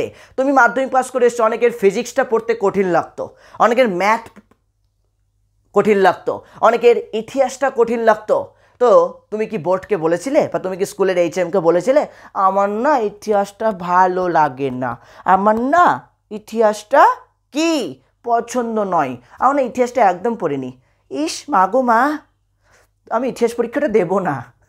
তো তুমি যদি বলো আমি ইতিহাস পরীক্ষাটা দেবো না, ইতিহাসটা ভালো লাগে না, ফিজিক্সটা আমার পড়া হয়নি, ফিজিক্স পরীক্ষাটা দেবো না, তো হতো? তুমি 11-এ আসতে পারতে বাবা, 11-এ আসতে পারতে, 11-এর চৌকাঠ পার করতে পারতে না, পার করতে পারতে 11-এর চৌকাঠ? কোনো দিনই না। 11-এ একটা ব্যারিয়ার রয়েছে, তো একটা চৌকাঠ রয়েছে, এই চৌকাঠ পার করতে গেলে তোমাকে আগে মাধ্যমিক কোয়ালিফাইড হতে হবে, তবেই তুমি 11-এ আসতে পারবে। তার মানে কি, নিয়ন্ত্রিত শিক্ষা বা প্রথাগত শিক্ষায় একটা কঠোর নিয়ম শৃঙ্খলা রয়েছে, কঠোর নিয়ম শৃঙ্খলা রয়েছে, আর এই কঠোর নিয়ম শৃঙ্খলার ভিত্তিতেই গোটা শিক্ষা ব্যবস্থাটা পরিচালিত হয়। সেখানে শিক্ষকদেরও কঠোর নিয়ম শৃঙ্খলা মানতে হয়, শিক্ষার্থীদেরও কঠোর নিয়ম শৃঙ্খলা মানতে হয়। মনে থাকলো কি বললাম? দেন চলে আসছি আমরা মূল বৈশিষ্ট্যর মধ্যেই, আমরা আরও কিছু বৈশিষ্ট্য দিয়েছি। শিক্ষার্থীর বয়স পূর্ব নির্ধারিত, এখানে শিক্ষার্থীর বয়স আগে থেকেই নির্ধারণ করা থাকে। 16 বছর বয়সের শিক্ষার্থী মাধ্যমিক দেবে, এটা আগে থেকেই বলা আছে। 11 বছর বয়স বা 10 অতিক্রম না হলে তুমি ক্লাস 5-এ ভর্তি হতে পারবে না, এটা বলা আছে। মনে থাকলো কি বললাম? তার মানে দেখো, এই যে 10 বছর বয়স বা 16 বছর বয়স বা যাই বলি না কেন, কোন বয়সের শিক্ষার্থী কোন ক্লাসে থাকবে সেটা আগে থেকেই পূর্ব নির্ধারিত। যে কোনো বয়সের শিক্ষার্থী এখানে অংশগ্রহণ করতে পারে না। আমি একটু আগে উদাহরণ দিলাম, আমি যদি এখন দাড়ি মোচ কেটে হাফ প্যান্ট পরে তোমার স্কুলে গিয়ে বলি আমি ক্লাস 5-এ ভর্তি হবো, আমাকে নেবে? আমি যতই টাকলা পাকলা হয়ে চলে যাই, যতই হয়ে যাই, আমাকে যতই দেখতে ছোটোখাটো লাগুক, এমনিতেই ছোটোখাটো লাগে, তো তারপরেও যতই ছোটোখাটো লাগুক, মেকআপ টেকআপ করে যতই ছোটোখাটো লাগুক, আমাকে ভর্তি নেবে, কারণ আমার আইডি প্রুফ আছে। তো এই আধার কার্ডটা আমাকে কিন্তু দেখে প্রমাণ করে দেবে, ই বাবা এ ব্যাটার বয়স তো এত নয়, এ ব্যাটার বয়স অনেক বেশি। তার মানে কি, শিক্ষার্থীর বয়স পূর্ব নির্ধারিত, এখানে বয়স অনুযায়ী শিক্ষা প্রদান করা হবে। যে বয়সের শিক্ষার্থী সেই অনুযায়ী কিন্তু তাকে ক্লাসে ভর্তি নেওয়া হবে। যে কোনো বয়সের শিক্ষার্থীরা এখানে ভর্তি হতে পারবে না, দ্যাটস ইট। মনে থাকলো কি বললাম? দেন বলেছি 4 দেওয়ালের মধ্যে সীমাবদ্ধ। নিয়ন্ত্রিত শিক্ষা 4 দেওয়ালের মধ্যে সীমাবদ্ধ, তাই না? নিয়ন্ত্রিত শিক্ষা কি 4 দেওয়ালের মধ্যে সীমাবদ্ধ? তো যেখানে শিক্ষক শিক্ষার্থী মুখোমুখি সংস্পর্শে এসে যাদের মধ্যে একটা মুখোমুখি সম্পর্ক লক্ষ্য করা যায়, তাই না? তাহলে মুখোমুখি সংস্পর্শটা কোথায় হচ্ছে, মুখোমুখি সম্পর্কটা কোথায় স্থাপিত হচ্ছে, মুখোমুখি সংস্পর্শে আসছে কোথায়? একটা 4 দেওয়ালের মধ্যে। সেই দেওয়ালটার নামই তো বিদ্যালয়, সেই জায়গাটার নামই তো শিক্ষা প্রতিষ্ঠান, সেই জায়গাটার নামই তো কলেজ, সেই জায়গাটার নামই তো ইউনিভার্সিটি, সেই জায়গাটার নামই তো হচ্ছে স্কুল, কি তাই না? তার মানে এটা 4 দেওয়ালের মধ্যে সীমাবদ্ধ। নিয়ন্ত্রিত শিক্ষা কিন্তু পরিবেশ পরিস্থিতি থেকে অর্জন করা যায় না। নিয়ন্ত্রিত শিক্ষা 4 দেওয়ালের মধ্যে সীমাবদ্ধ থেকে নির্দিষ্ট পাঠ্যক্রম থেকেই অর্জন করতে হয়। ওই জন্য আমরা বলতে পারি নিয়ন্ত্রিত শিক্ষা 4 দেওয়ালের মধ্যে সীমাবদ্ধ, যেখানে শিক্ষক শিক্ষার্থীর আবার মুখোমুখি সম্পর্ক লক্ষ্য করা যায়, এটাও একটা বৈশিষ্ট্য বলতে পারি। নিয়ন্ত্রিত শিক্ষায় শিক্ষক শিক্ষার্থীর মধ্যে মুখোমুখি সম্পর্ক লক্ষ্য করা যায়, তুমি আমি সামনাসামনি বসে শিক্ষাটা অর্জন করি, কি তাই তো? এই বৈশিষ্ট্যগুলি দেওয়া আছে। আর একটা লাস্ট বৈশিষ্ট্য দিয়েছি, এই শিক্ষা ব্যবস্থা হচ্ছে মূল্যায়ন ভিত্তিক। এটা তো ভাইটাল একটা কথা, কারণ ডিগ্রি বা সার্টিফিকেট অর্জন করতে গেলে তোমাকে মূল্যায়ন করতেই হবে, তোমাকে পরীক্ষা দিতেই হবে। পরীক্ষা না দিলে, আমি যদি তোমার মূল্যায়ন না করি, আমি যদি তোমার পরীক্ষা না নিই, মূল্যায়ন মানেই হচ্ছে পরীক্ষা, তাহলে আমি যদি তোমার পরীক্ষা না নিই, তুমি ডিগ্রি বা সার্টিফিকেটটা পাবে কোত্থেকে? পরীক্ষা দিয়ে তবেই না তুমি যোগ্য না অযোগ্য সেটা প্রমাণিত হবে। পরীক্ষা না দিলে যোগ্য না অযোগ্য তুমি পরবর্তী ক্লাসে যাওয়ার জন্য কি প্রস্তুত, তার জন্য তোমাকে পরীক্ষা দিতে হবে। তোমার যদি এই ক্লাসের সিলেবাস সম্পূর্ণ শেষ হয়ে থাকে, এই ক্লাসের বইপত্রগুলো ভালো মতো শিখে থাকো, তবেই তুমি পরবর্তী ক্লাসে যাওয়ার জন্য প্রস্তুত। তো তার প্রমাণ কি? তুমি শিখেছো কি শিখোনি? শুধু মুখ দিয়ে বললে তো হবে না, তোমাকে লিখিত প্রমাণ দিতে হবে। তার জন্যই তোমাদের পরীক্ষা নেওয়া হয়, আর এই পরীক্ষার উপর ভিত্তি করেই তোমাকে একটা সার্টিফিকেট বা তোমাকে ডিগ্রিটা দেওয়া হয় যে তুমি মাধ্যমিক পাস বা তুমি উচ্চ মাধ্যমিক পাস। বুঝতে পেরেছো কি বললাম? তার মানে মূল বৈশিষ্ট্যগুলো খুব ভালো করে জানতে হবে। উদাহরণ যদি বলি, উদাহরণটা তো এখানে দেওয়াই রয়েছে, দেখতেই পাচ্ছ, উদাহরণটা আমি লিখিয়ে দিয়েছি। নিয়ন্ত্রিত শিক্ষার উদাহরণ হচ্ছে কি বিদ্যালয়, কারণ বিদ্যালয়ের মধ্য দিয়েও আমরা শিক্ষা অর্জন করতে পারি। নিয়ন্ত্রিত শিক্ষা বিদ্যালয়ের মধ্য দিয়ে, তাহলে নিয়ন্ত্রিত শিক্ষার সব থেকে বেস্ট এক্সাম্পল হচ্ছে বিদ্যালয়। উদাহরণ বা আমরা বলতে পারি নিয়ন্ত্রিত শিক্ষার একটা অন্যতম সংস্থা হচ্ছে বিদ্যালয় বা শিক্ষা প্রতিষ্ঠান বা কলেজ বা ইউনিভার্সিটি, মানে বিশ্ববিদ্যালয়, এগুলোই লিখতে হবে। বুঝতে পেরেছো কি বললাম? তাহলে এই পার্টটা নিয়ে আমাদের আবার এটা চতুর্থ অধ্যায়ে চলছে। এই বিভিন্ন সংস্থা বা বিভিন্ন যে উদাহরণগুলো আমরা বলবো, প্রত্যেকটা টপিকের উদাহরণ, প্রত্যেকটা টপিকের যে সংস্থাগুলো রয়েছে সেগুলো নিয়ে আমরা আবার পঞ্চম অধ্যায়ে পড়বো। ক্লিয়ার? পঞ্চম অধ্যায়ে যাব, পরের চ্যাপ্টারেই রয়েছে। আর কি রয়েছে, আর কি জানতে হবে? সীমাবদ্ধতা। মনে রাখবে নিয়ন্ত্রিত শিক্ষার সীমাবদ্ধতা কিন্তু খুব ভালো করে পড়তে হবে, কারণ আমাদেরকে পরীক্ষাতে দেয় যে নিয়ন্ত্রিত শিক্ষার অসুবিধাগুলো কি কি রয়েছে বা নিয়ন্ত্রিত শিক্ষার সীমাবদ্ধতা কি কি রয়েছে। মনে রাখবে নিয়ন্ত্রিত শিক্ষার একটা সবথেকে বড় অসুবিধা হচ্ছে যেখানে নির্দিষ্ট বয়স সীমা নির্ভর। বয়স সীমা, যে কোনো বয়সের শিক্ষার্থী নিয়ন্ত্রিত শিক্ষায় অংশগ্রহণ করতে পারে না। একটা নির্দিষ্ট বয়স রয়েছে। আমি এই যে একটু আগে বোঝালাম, আমি চাইলেই যে তোমার স্কুলে গিয়ে ভর্তি হয়ে যাব ক্লাস 5-এ বা 6-এ বা ক্লাস 11-এ, তা কিন্তু হবে না। যে কোনো বয়সের শিক্ষার্থীকে এই শিক্ষায় প্রবেশ করতে দেওয়া যায় না। এই শিক্ষায়, নিয়ন্ত্রিত শিক্ষায় বা প্রথাগত শিক্ষায় প্রবেশ করতে গেলে একটা নির্দিষ্ট বয়স লাগে। সেই বয়সের আগে হলেও তুমি পারবে না, সেই বয়সের পর হলেও তোমাকে নেবে না, তাই তো? তার মানে একটা বয়স ভিত্তিক শিক্ষা, এটা একটা অসুবিধা। সবাই শিক্ষা গ্রহণ করতে পারছে না নিয়ন্ত্রিত শিক্ষায়। একটা নির্দিষ্ট বয়সের শিক্ষার্থীরাই এই শিক্ষায় প্রবেশযোগ্য। শুধু তাই নয়, 2 নম্বর একটা অসুবিধা আমরা বলতে পারি। 1 নম্বর তো আমি বলেই দিলাম নিয়ন্ত্রিত শিক্ষার অসুবিধা, তাই তো? একটা হচ্ছে বয়স ভিত্তিক বললাম, তাই না? বয়স ভিত্তিক। আর একটা বলতে পারি আমরা শিক্ষার্থীর চাহিদা অবহেলিত। চাহিদা অবহেলিত, এটাও আমরা একটা বলতে পারি, চাহিদা অবহেলিত। চাহিদা অবহেলিত। কেন বললাম চাহিদা অবহেলিত? মনে রাখবে নিয়ন্ত্রিত শিক্ষায় শিক্ষার্থীদের চাহিদা, পছন্দ অপছন্দ এগুলোকে গুরুত্ব দেওয়া হয় না। ওই যে একটু আগে উদাহরণটা দিলাম, তুমি মাধ্যমিক দিয়ে ক্লাস 11-এ ভর্তি হয়েছ, তো মাধ্যমিক দিয়ে ভর্তি হয়েছ, মাধ্যমিকে দেখা গেল তোমার ফিজিক্সটা পড়তে ভালো লাগেনি বা তোমার ফিজিক্সের সিলেবাস শেষ হয়নি, তোমার ফিজিক্সটা তোমার কাছে কঠিন মনে হচ্ছে বা তোমার কাছে ইতিহাসটা কঠিন মনে হয়েছে, ইতিহাসটা পড়তে ভালো লাগছিল না ইত্যাদি। কারোর কাছে না কোনো সাবজেক্ট নিশ্চয়ই বোরিং ছিল। তাহলে তুমি যদি এখন তোমার স্কুলের হেডমাস্টারকে বা তোমার স্কুলের প্রধান শিক্ষিকাকে বলো যে স্যার বা ম্যাম, আমার তো এই বছর এই সাবজেক্টের সিলেবাসটা ঠিকঠাক পড়া হয়নি, তো আমি না 1 মাস পর পরীক্ষা দেবো বা আমি না এই পরীক্ষাটা দেবো না, তো তোমাকে কি পরবর্তী ক্লাসে উঠাবে? তোমাকে কি সেই সুযোগটা দেবে যে ঠিক আছে বাবা, তোমার সিলেবাস শেষ হয়নি যখন, তুমি 1 মাস পরেই পরীক্ষা দাও? হবে? কোনো দিনই হবে না। তার মানে কি, এখানে তোমার চাহিদা, তোমার পছন্দ, তোমার ইচ্ছা, তোমার অনিচ্ছা এগুলোকে গুরুত্ব দেওয়া হয় না। নিয়ন্ত্রিত শিক্ষায় এগুলো গুরুত্ব পায় না। ওই জন্য এখানে নিয়ন্ত্রিত শিক্ষার আরেকটা অসুবিধা হচ্ছে শিক্ষার্থীর পছন্দ বা অপছন্দ বা শিক্ষার্থীর চাহিদা অবহেলিত হয়, শিক্ষার্থীর চাহিদাকে গুরুত্ব দেওয়া হয় না। মনে থাকলো কি বললাম? এটাই হচ্ছে নিয়ন্ত্রিত শিক্ষার সীমাবদ্ধতা। তাহলে একই রকমভাবে তোমরা প্রথাগত শিক্ষাটা যা যা বললাম, প্রথাগত শিক্ষার অপর নাম, প্রথাগত শিক্ষা বা নিয়ন্ত্রিত শিক্ষা কাকে বলে, প্রথাগত বা নিয়ন্ত্রিত শিক্ষার মূল বৈশিষ্ট্যগুলো একটা একটা করে বলে দিলাম, পয়েন্ট করে করে বলে দিলাম, কিওয়ার্ড ধরে ধরে বললাম।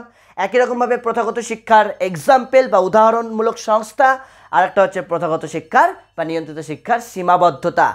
এইটুকুটা যদি তোমরা পড়ে নাও ভালো করে, তাহলে কিন্তু নিয়ন্ত্রিত বা প্রথাগত শিক্ষা থেকে যাই প্রশ্ন আসুক না কেন তুমি আরামসে পারবে, তুমি আরামসে পারবে। তোমাকে আমি একটাই প্রশ্ন করব, বলতে হবে। আমি দাঁড়াও এই দিকটাতে দাঁড়িয়ে যাই, ঢেকে দিই। তুমি বলো নিম্নলিখিত কোনটি নিয়ন্ত্রিত বা প্রথাগত শিক্ষার সংস্থা? ভালো করে শুনবে, নিম্নলিখিত কোনটি নিয়ন্ত্রিত বা প্রথাগত শিক্ষার সংস্থা? Option A, option A newspaper, option B গণমাধ্যম, অপশন সি পরিবার, অপশন ডি বিদ্যালয়। নিয়ন্ত্রিত বা প্রথাগত শিক্ষার মাধ্যম কোনটি বা নিয়ন্ত্রিত বা প্রথাগত শিক্ষার সংস্থা কোনটি? Option A newspaper, option B গণমাধ্যম, অপশন সি পরিবার, আর অপশন ডি বিদ্যালয়। উত্তর কি হবে? দেখো সবাই উত্তর বলে দিলে বিদ্যালয় বিদ্যালয় বিদ্যালয়, তাই তো? দেখো তোমরা প্রত্যেকেই পারবে, প্রত্যেকেই পারবে। আমি যদি আরেকটা কোয়েশ্চেন করি, তুমি বলবে নিম্নলিখিত কোনটি প্রথাগত শিক্ষার অপর নাম? বলতে হবে নিম্নলিখিত কোনটি বা প্রথাগত শিক্ষা অপর ড্যাশ নামে পরিচিত। ভালো করে শোনো, প্রথাগত শিক্ষা অপর ড্যাশ নামে পরিচিত। আমি ঢেকে দিলাম, প্রথাগত শিক্ষা অপর ড্যাশ নামে পরিচিত। অপশন এ, ভালো করে শুনবে, প্রথাগত বলেছি আমি, প্রথাগত শিক্ষা অপর ড্যাশ নামে পরিচিত। অপশন এ নিয়ম বহির্ভূত, অপশন এ নিয়ম বহির্ভূত, অপশন বি নিয়ন্ত্রিত, অপশন সি অনিয়ন্ত্রিত, অপশন ডি দুরাগত। বলো কি হবে? কি বললাম? নিয়ন্ত্রিত শিক্ষা না কি বললাম, প্রথাগত শিক্ষা বললাম, তাহলে প্রথাগত শিক্ষা অপর কি নামে পরিচিত? প্রথাগত শিক্ষা অপর কি নামে পরিচিত? অপশন এ নিয়ম বহির্ভূত, অপশন বি নিয়ন্ত্রিত, অপশন সি দুরাগত, আর অপশন ডি হয়তো প্রথামুক্ত বা কিছু একটা থাকলো। বলতে হবে কোনটা নিয়ন্ত্রিত বা প্রথাগত শিক্ষার অপর নাম। দেখো সবই পারবে, পারবে তো? দেখো সবাই উত্তর দিয়ে দিচ্ছ, সবাই পেরে গেলে। তাহলে আমরা সহজেই বলতে পারি যে প্রথাগত শিক্ষার অপর নাম হচ্ছে নিয়ন্ত্রিত শিক্ষা, কারণ আমি নিয়ন্ত্রিত শিক্ষার মধ্যেই প্রথাগত কথাটা লিখেছিলাম। মনে থাকলো? তাহলে বৈশিষ্ট্য থেকে প্রশ্ন আসতে পারে, আমি যেভাবে ধরলাম, বা তোমাকে আরেকটা বৈশিষ্ট্য থেকে প্রশ্ন জিজ্ঞেস করলে আমি কী বলবো?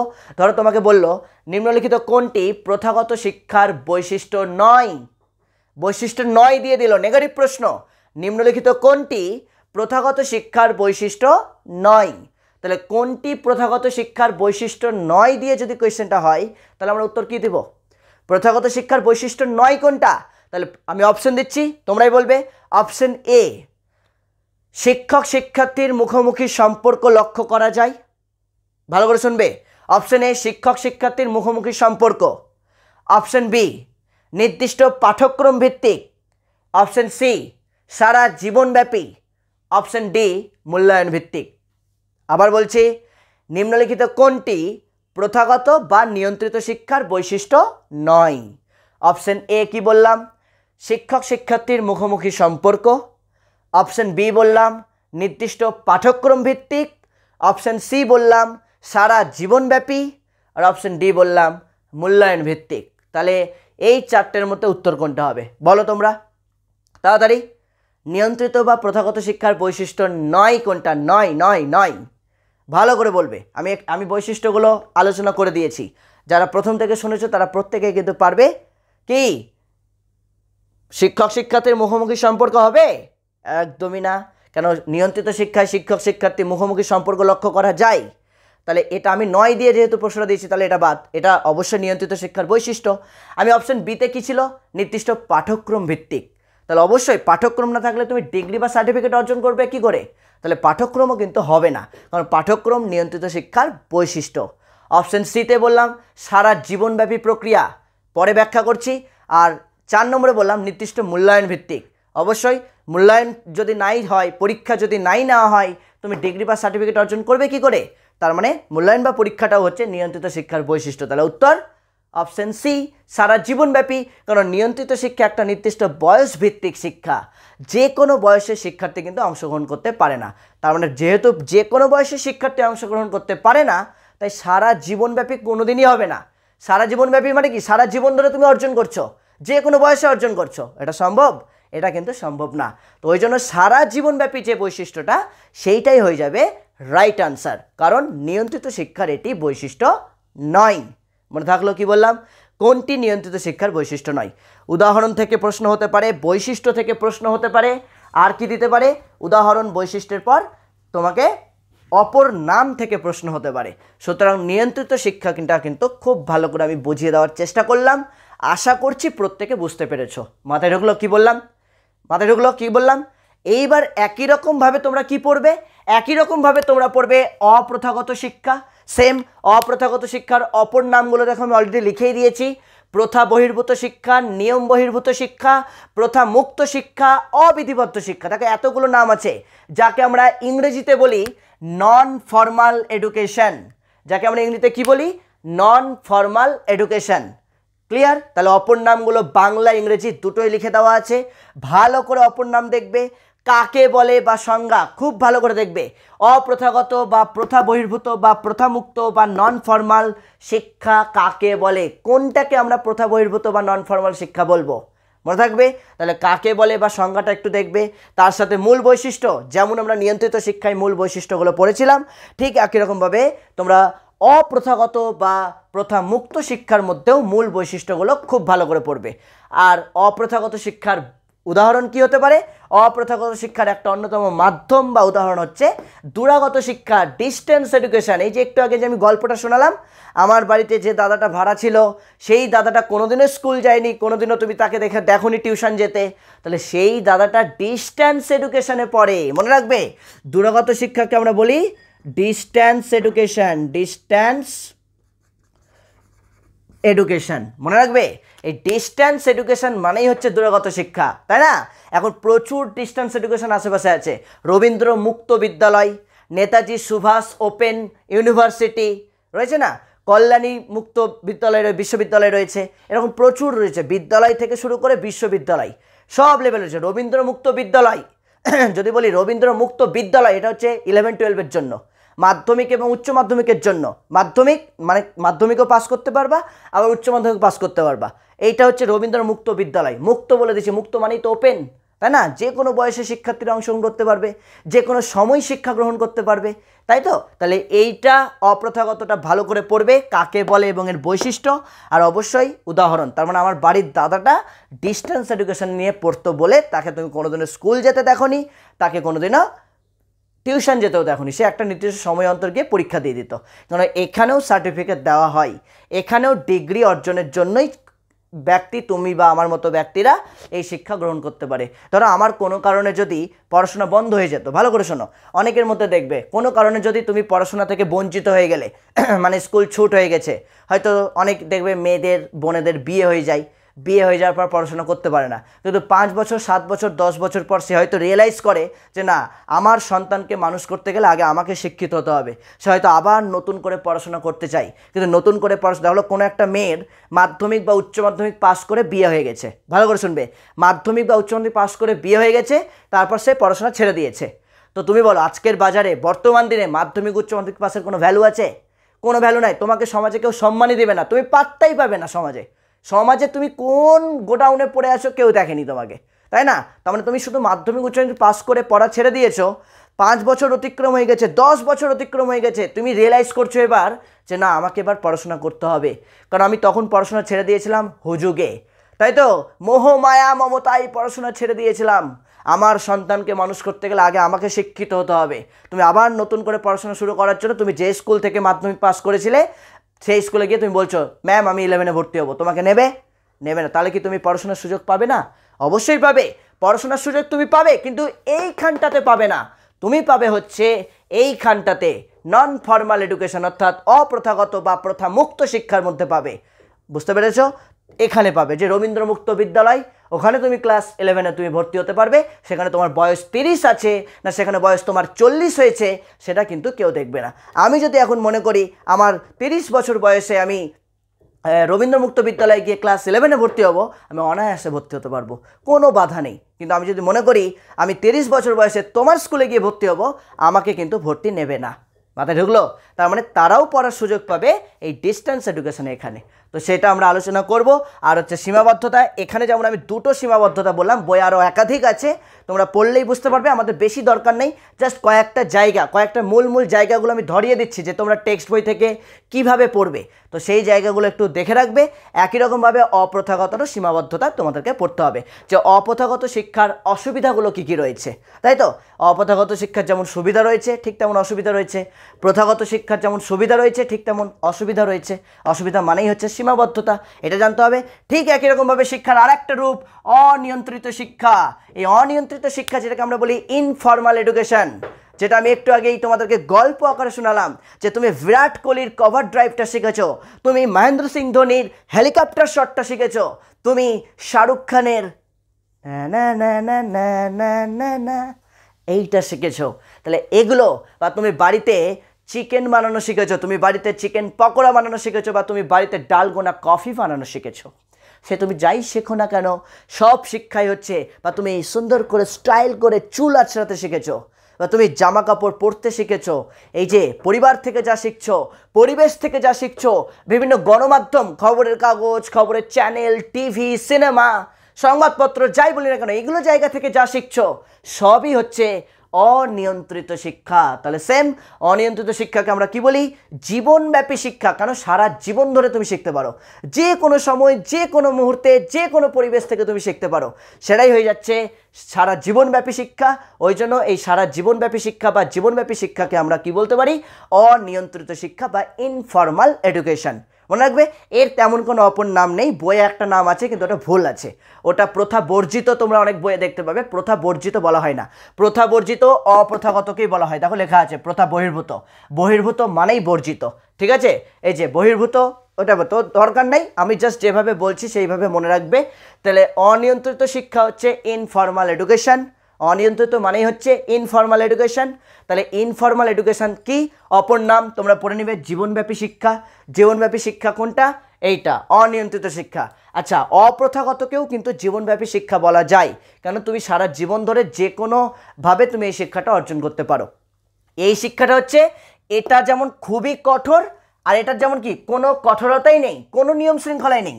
এটা যেমন কি প্রথাগত শিক্ষা হচ্ছে নির্দিষ্ট নিয়ম শৃঙ্খলা ভিত্তিক, আর অনিয়ন্ত্রিতর মধ্যে কোনো নিয়ম শৃঙ্খলা নেই। তুমি মাঠে থেকে শিখছো, সিনেমা হল থেকে শিখছো, বাজার থেকে শিখছো, বিভিন্ন পরিবেশ পরিস্থিতি থেকে শিখছো, তো সেক্ষেত্রে কিন্তু কোনো বাধা ধরার নিয়ম শৃঙ্খলা নেই বললেই চলে। তুমি যে কোনো মুহূর্তে তোমার সুযোগ সুবিধা অনুযায়ী শিখছো। তো ঠিক একই রকমভাবে তুমি যেহেতু তোমার সুযোগ সুবিধা অনুযায়ী শিখছো, এটা হচ্ছে নিয়ম শৃঙ্খলাহীন, আর এটা হচ্ছে নিয়ম শৃঙ্খলাযুক্ত। শুধু নিয়ম শৃঙ্খলাযুক্ত নয়, কঠোর নিয়ম শৃঙ্খলাযুক্ত। তাহলে এর আর এর মাঝামাঝি যে শিক্ষা ব্যবস্থা, অর্থাৎ আংশিক নিয়ম রয়েছে, যে শিক্ষাটাকে আমরা বলি নমনীয় শিক্ষা ব্যবস্থা, ফ্লেক্সিবল শিক্ষা ব্যবস্থা, তুমি তোমার সুবিধে মতো শিক্ষা গ্রহণ করতে পারো, সেটাই হয়ে যাচ্ছে অপ্রথাগত শিক্ষা। মনে থাকলো, সেটাই হচ্ছে অপ্রথাগত শিক্ষা। তাহলে অপ্রথাগত শিক্ষার মাঝে যা বললাম সেগুলো পড়বে। এটা হচ্ছে আংশিক নিয়ম শৃঙ্খলা ভিত্তিক, এটা হচ্ছে কঠোর নিয়ম শৃঙ্খলা ভিত্তিক, এটার মধ্যে কোনো নিয়ম শৃঙ্খলা নেই বললেই চলে।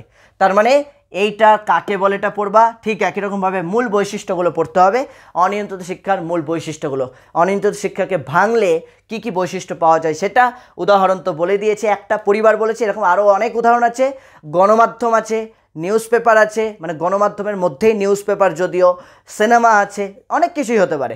তো আমরা এগুলো পরবর্তী এই পার্টগুলো নিয়ে পরের চ্যাপ্টারে আছে, চ্যাপ্টার 5-এ আমি একটু আগেই বললাম।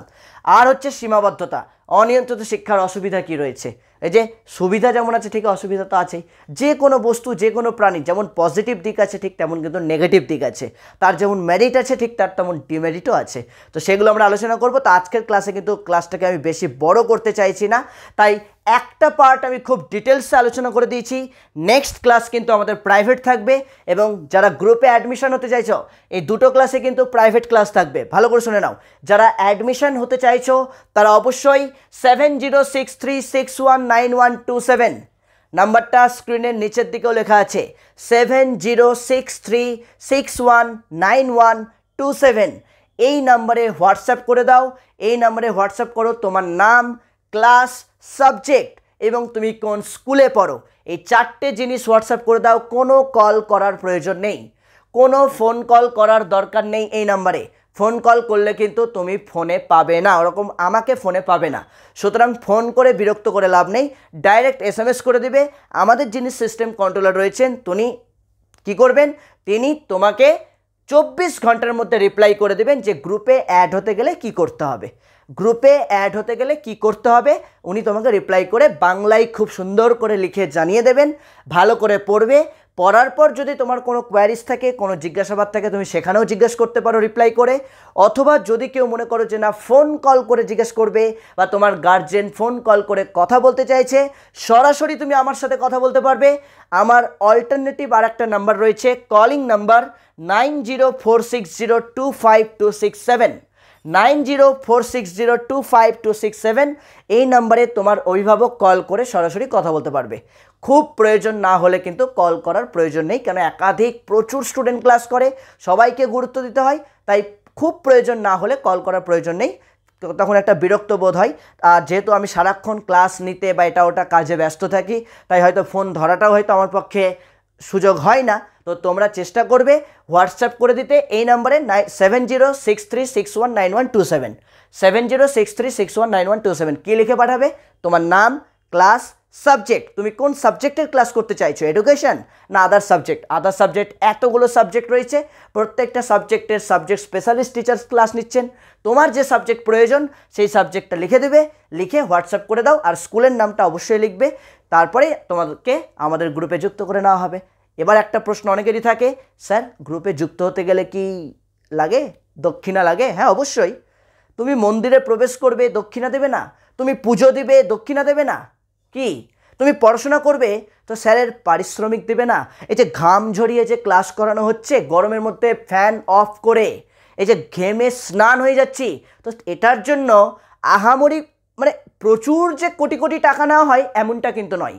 সামান্য একটা মূল্য যেটা শুনলে হয়তো তোমরাও অবাক হয়ে যাবে যে এত কম মূল্যে কিভাবে পড়ানো হয়। হ্যাঁ, এত কম মূল্যেই পড়ানো হয়, এটাই বাস্তব।